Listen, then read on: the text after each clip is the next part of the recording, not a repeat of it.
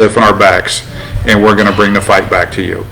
And, that was my first glimmer of how the season was going to go. We started out with that win. We went up to Roval. We lost a game I think that we should have won. A lot of turnovers that game. A lot of missed plays on defense, which kind of plagued us that game and the Madison game too.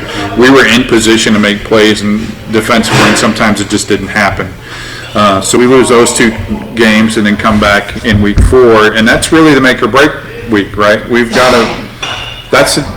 How's our season going to go? We're either going to, like I said, bow our necks, stiffen our backs, and start it back the other way, or we're just going to go back in the same old Dupo football and take a nosedive. Well, you fellas bowed your necks, you stiffened your backs, and we made the long, hard charge towards the end of the season. As a coach, I can't be, I can tell you this, I am immensely proud of what you guys did. First season in 10 years that we had a winning record. And first season in 10 years that we made the playoffs. I hope that you guys go through life, and I told some of you guys this, I don't think you fully understand exactly what you did, not just for the school, but for this town yet. But in 2 years, in 5 years, in 10 years, that's really going to sink in, and you'll realize, hey, we started this. Because I believe that we're still set up to be successful for the next 5 or 6 years, at least, with the group of athletes that are coming through. You guys started this. You guys stopped. You stopped that losing train, and you flipped the switch for us. What goes through your mind as far as, how are you feeling about that right now, about what you guys, exactly what you guys did for the program? I think a lot of it,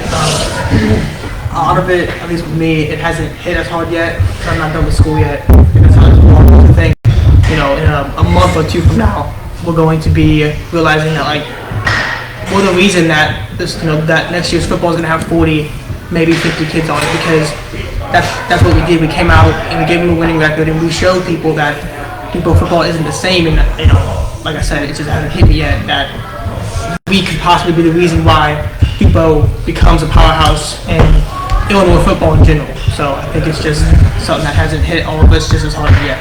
And I think we're on the uptrend of that, because when I was in school, the mid-'80s started that. 1984, I believe it was 84, 1984, 83, 84, those seasons started where, that was the first team that went undefeated. And then up through the early 90s, when I graduated, at one point being ranked number 1 in the state for small schools, making the semifinals 3 years, made the semifinals again in I think 94 or 95. That was a Schooner Fitzgerald years, I think. Dad year too. So I think that we are poised to make that kind of run again, and you guys started that. So, and I don't think it can be underscored enough exactly what you guys did, because on top of not just the fact that it was the first winning season and the first playoff appearance in 10 years, we did all that with 25 kids, 26 kids at max, right? Mm-hmm. And how daunting was that whenever you look across the field at a Redbud or a Chester or even a Carlisle, and there's 35 and 40 kids over there? What goes through you? So let me ask you that, because I want to dive into the psychology of that. What were you guys thinking whenever we'd show up and you'd see a team with 40, 45, 50 players over there? I was terrified, because if they get a player injured, they can afford to replace it. As with us, we were scarce, and a lot of us at this table had to play both sides of the ball because of that. And it was just, I was terrified, because they just had the numbers, we didn't. Had to push through. Sam's gonna say something. Yeah, I wouldn't go as far as say scared. Like looking across the field, just like seeing 40 kids, they're gonna have someone for both sides of the ball. They're playing one side of the ball just to make them better, so they're rested on every down, every second, every play. So it just makes you think how much harder you're gonna have to work throughout the whole game. And And that's a big part of it, not looking like to the end of the game and saying I got to work like 100 downs in a game. It's like one down at a time, one down at a time, one down at a time. Just pushing forward through that. I think a part of it was that we were terrified, but I think the other side of it was that we looked across the field and we realized that we were tougher, stronger. We wanted it more. You know, Redbud has a winning season. It's common for Redbud, right? For Dupo, we haven't had a winning season in, like you said, 10 years. So this is our year to do it. So I think we were looking across and like, we're going to beat you with 25 guys. As if you guys got 40, and you know, so it's like almost like we were terrified, but at the same time we were ready to beat them because we knew we could. It was one of those things where it doesn't. You could have 100 guys on your sideline. It don't matter how many guys you have on your sideline. It's about the 11 guys that are on the field at one time. Just knowing that if you're better than those 11 that are on the field, it don't matter how many backups you have at the same time. As long as your 11's better than their 11, at the end, it's who's going to win the team. And that's one of the things that I look towards is that you can't be, you know, when you're playing, you're not facing Redbud, you're not facing Chester. You should be of the mindset of you're facing a faceless opponent because they're just the next team up. And as long as you're doing your job together, you're banded up, you know, the band of brothers where you're fighting every down with each other, you know, that makes all the difference. It's the next play up, you know, and you guys really were the epitome of that this year. We get down on ourselves sometimes when things weren't going right for us, but this year, more than most and more than any other year, I saw the resolve. Like Logan said, we're tougher, we're stronger, we've put more work in, and we're hungrier than you are. You know, it's not commonplace for us. You know, we went into that last game in Nokomis. We're 4-4, and it's like, we've got to win that game. So walk me through, guys, going into that final game, you know, kicked markers aside down there. Walk us through that game. What mindset going in and how you felt in game whenever, you know, we were up by 2 scores early and then we ended up being down. You know, we're down in the second quarter already. What was the mindset when we're down? You know, of where are we going to go? What was the conversation amongst you guys? Honestly, it was like we just kept fighting nonstop because each time I go into Nokomis, it looks like a dog pound to me when I go out there. Being in a tiny fence, and I think you just got to scrap each other out to win that game there. So when I came into that game, I knew it was going to be a dogfight going in there. So no matter what happened, I just kept going, and that's what we all did. We won the game on the O-line, special teams won the game too, and defense came up big, so we won that game because we never gave up. Right. So, and you know, because we're sitting there and we think about it then, and it's like, man, we go up on them late, you know, in the fourth quarter, and then late they get that breakaway touchdown, right? So 47 seconds. Right. So you think about it, and you're like, honestly, though. We were glad that in retrospect, we're glad that they scored because if Chucky makes that stop there, then they grind out the clock on us and score at the end of the game. Whereas they score right there, we get the opportunity to drive and be the last ones to score. Give me mindset and feeling on that final drive. What was everybody kind of feeling, like nerves-wise, or was it a confident drive where you knew we were going to go punch that in? It was one of those things, like I know, at least on the O-line, like we were all saying just remember Carlisle. Because Carlisle, we scored that kickoff return with like, I think it was like 20-something seconds left, and we had to go back out and stop them again like one last time. So like, it was under a minute, and we were just thinking like, we've been here before, and we've done it, which I think is one thing that's helped us in that aspect of it, is we've already been in that situation before where it was a back and forth score, and we had to score quick with the minute left, and we practiced situations, getting out of bounds, all that kind of stuff. So we were familiar with that kind of territory, so it was kind of just one of those things. We knew if we executed it right, we could have had that in the bag. Yeah, I think we all knew that we were going to win that game. I think when that final drive, right before the huddle of the last kickoff, I think we all were telling each other, like, this is our time. Like, we're winning the game. So, and the O-line showed up big that game, especially that last drive. I mean, we ran the ball, I'll probably say 75% of the time of that drive. I mean, they just powered, you know, and I think that was one of the biggest things, like, don't stop your feet. We're just going to go. And that's kind of what we focused on, and we did it. Yeah, and I would just say like they made that touchdown. Everyone's looking down at the ground thinking we lost the game, and then we realize we have a minute left with the ball back to score and win the game because one touchdown will put us up. So it's just like as soon as we realized what the situation actually was, for me at least, like I had this whole new energy. Like, hey, we're marching it down the field. Like I'm fighting the guy across from me like as hard as I can to get the person running behind me to the end zone. Like, I want to talk about that real quick.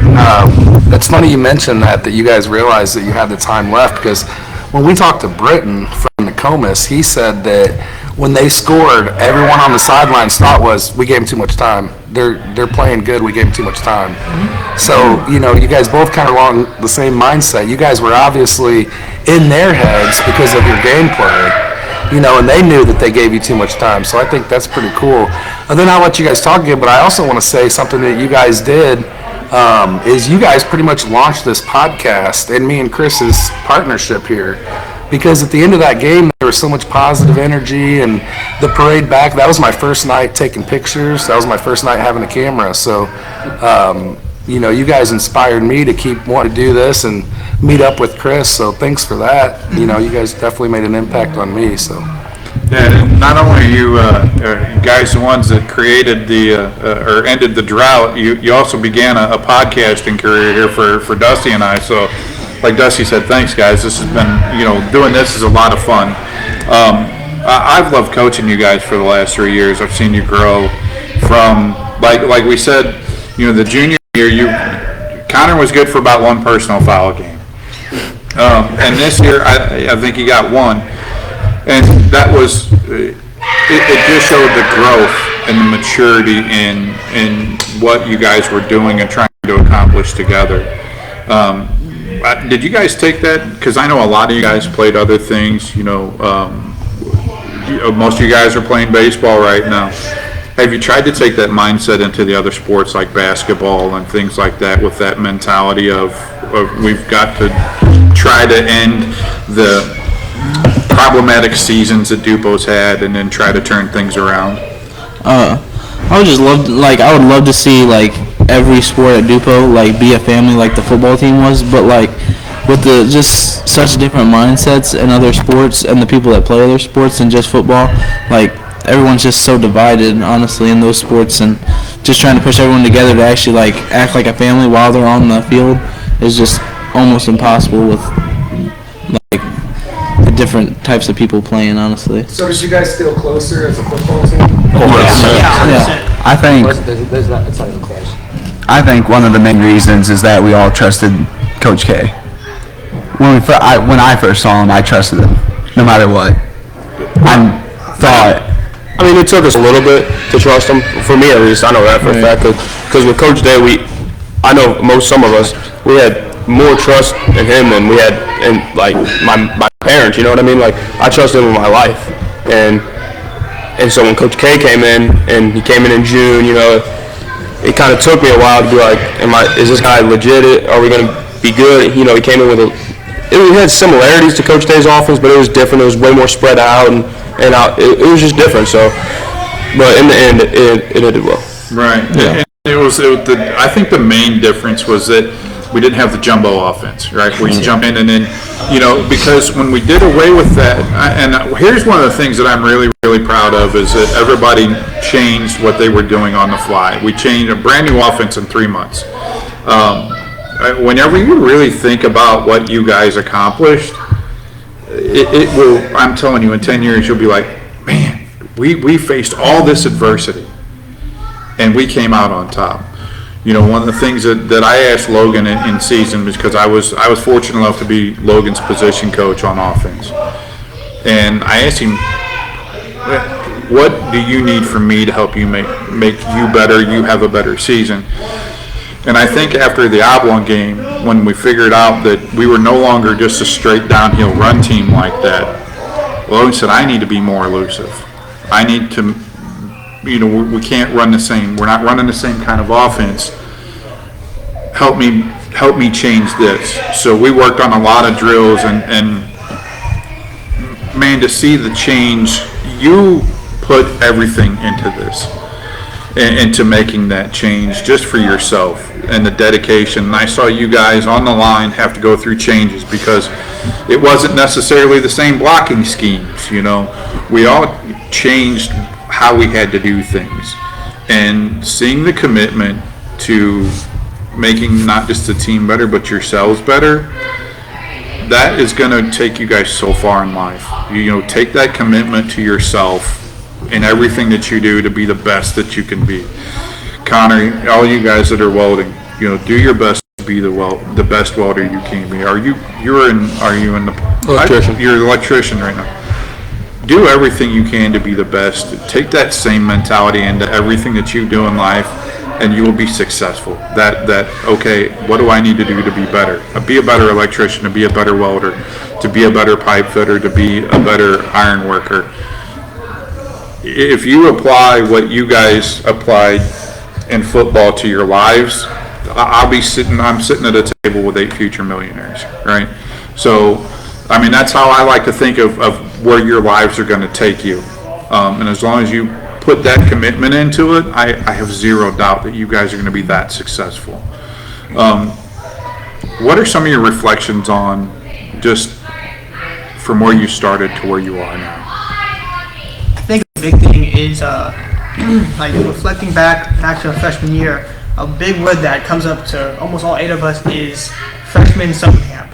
And the reason that's a big reflection for me is I can think back to freshman summer camp and guys like Camden Biggs, Noah Chisholm, Hunter Stevens, they beat us bad. And they turned us into the football team that we are today. I think a big reason that a lot of us stuck with the Dupo football team is those guys right there. And but yeah, I think that's one thing I reflect on is like thinking back to freshman year, thinking about all of us and like that year in general and like how bad we got beat up, but then that turned us into kind of, like you said, the men, you know, that we turned out to be today. How many were you on the freshman team? Oh, I was understand. And me. I wasn't on it.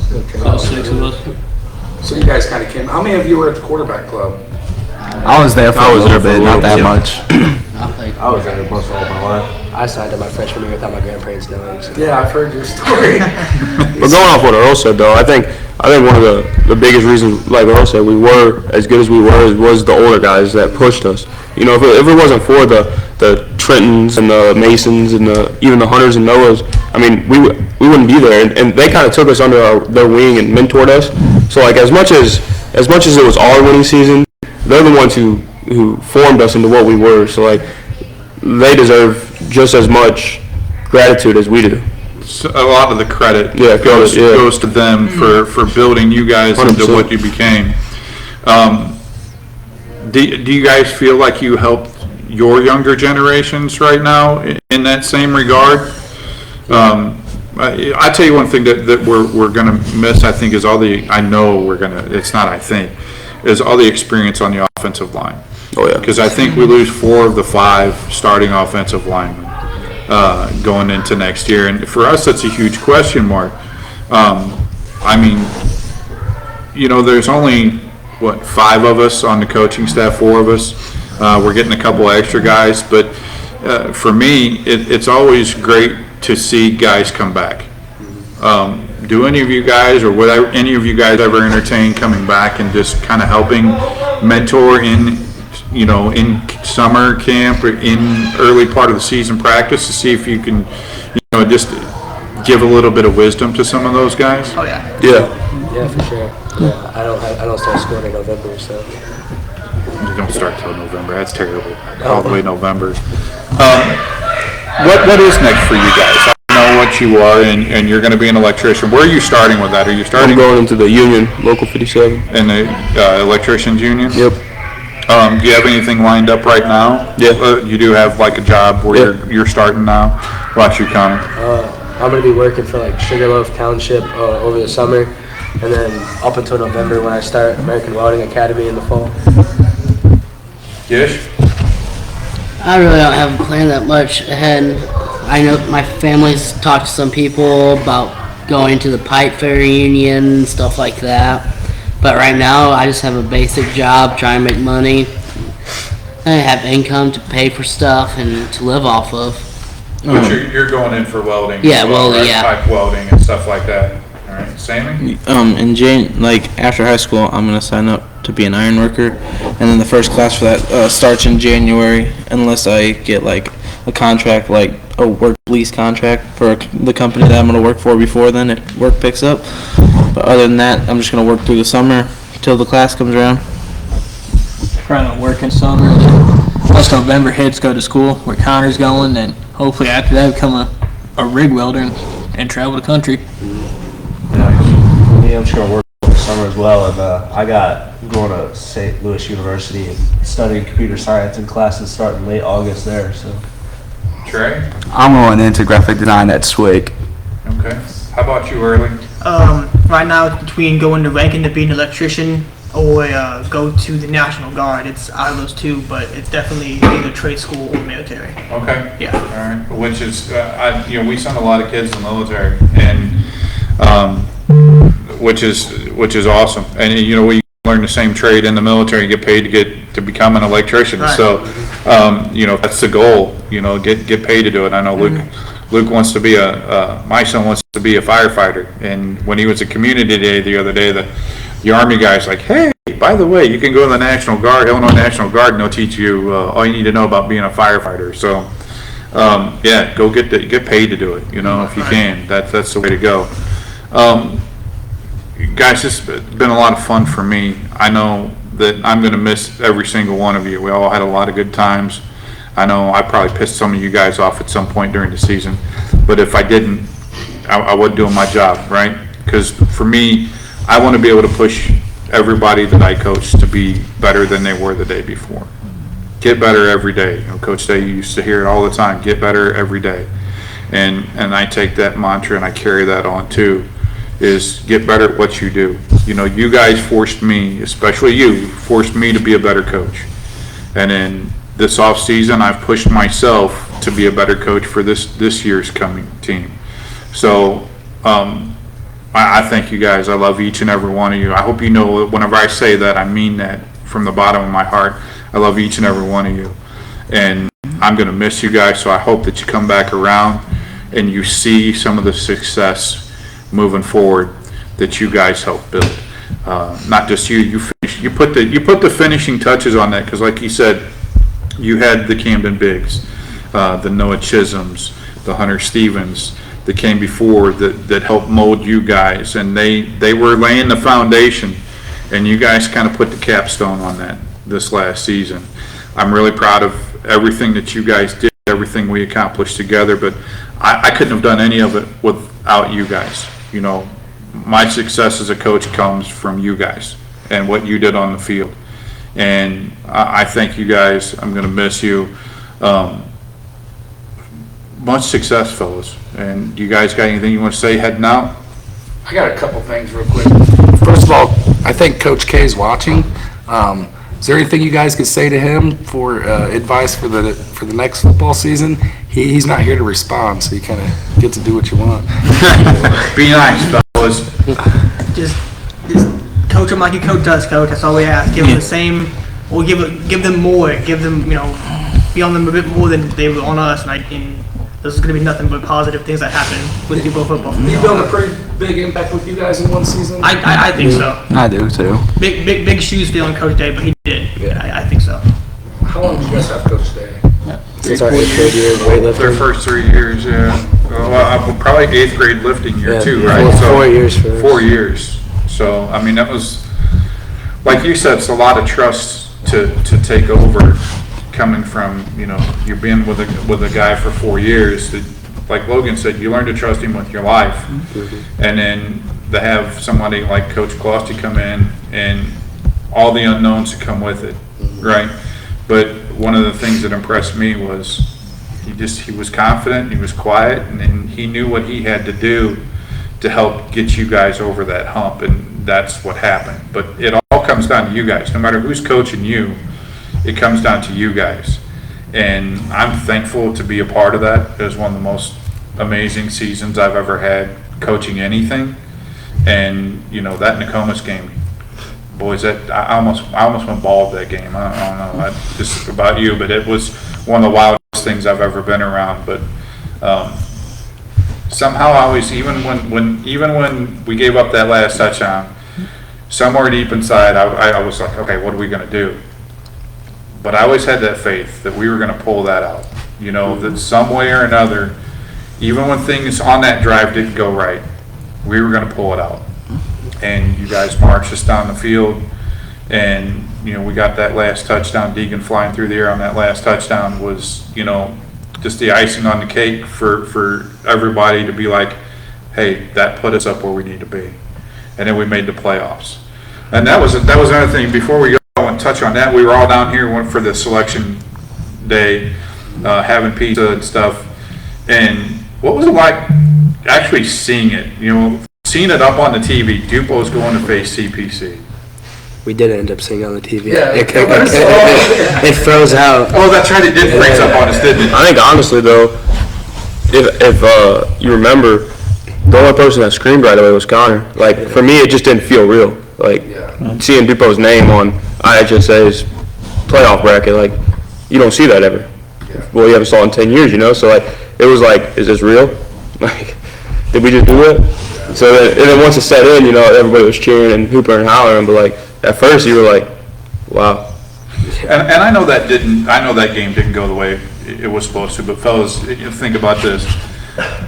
That team we lost to played in the state championship game, and very could have easily have been the state champions. You know, they run into a buzzsaw themselves that game. But what was that experience like for you guys? I know we had to travel on the yellow bus for 4 hours to get up there, but you know, what was that experience like for you guys? Yeah, I played a little defense that game. It was like Coach said, it was my last year. Why not put me out and let me have some fun playing defense?